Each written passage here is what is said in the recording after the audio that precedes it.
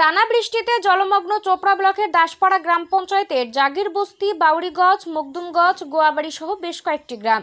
জলের তলায় প্রচুর জমির ফসল, ক্ষতিগ্রস্ত বহু কাঁচা বাড়ি। এতে চরম দুর্ভোগে গ্রামের বাসিন্দারা। জানা গিয়েছে, গত কয়েকদিন ধরে চলছে উত্তরবঙ্গে টানা বৃষ্টি, বাড়ছে জল। জলমগ্ন হয়েছে চোপড়া ব্লকের দাসপাড়া গ্রাম পঞ্চায়েতের একাধিক গ্রাম। রাস্তার ওপর দিয়ে যাচ্ছে বৃষ্টির জল, ক্ষতিগ্রস্ত হয়েছে একাধিক কাঁচা বাড়ি। গ্রামবাসীরা জানিয়েছেন, যেভাবে জল বাড়ছে এতে চরম ভোগান্তি হতে হচ্ছে সাধারণ গ্রামবাসীদের।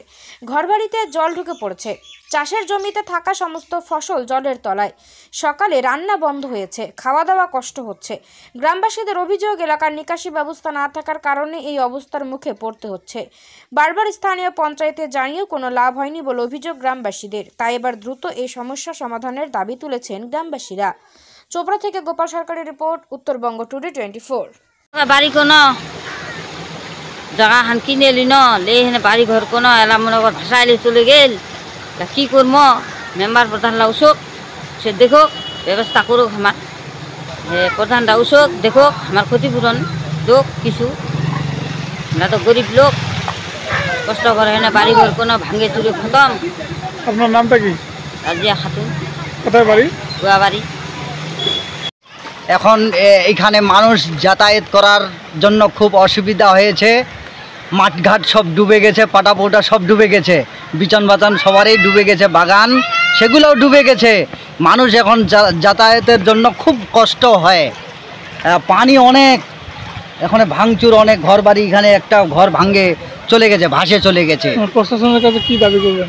এখন প্রশাসনের কাছে আমাদের দাবি যেন এই পানিটা আমার ক্লিয়ার হয়ে যায়। আপনার নামটা? আমার নাম হলো জরিফুল ইসলাম, বাড়ি কোথায়? জাগির বস্তি।